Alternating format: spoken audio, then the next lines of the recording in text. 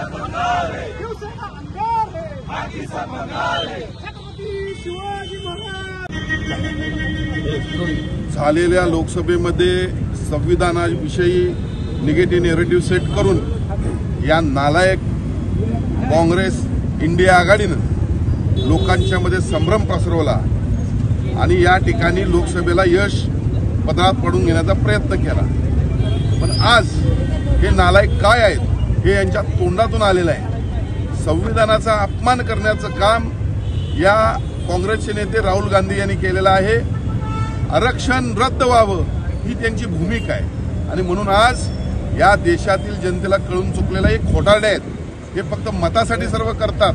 आज आरक्षणाची सर्वसामान्यांना गोरगरिबांना या ठिकाणी गरज असताना हे आरक्षण रद्द व्हावं अशी भूमिका दुसऱ्या देशामध्ये जाऊन या ठिकाणी करणारे राहुल गांधी यांचा निश्चितपणे संपूर्ण देशानं या ठिकाणी निषेध केलेला आहे। इथून पुढच्या सगळ्या निवडणुकांमध्ये सर्व समाज यांना त्यांची जागा दाखवल्याशिवाय स्वस्त बसणार नाहीत। त्यांना त्यांची जागा कळून चुकून येईल।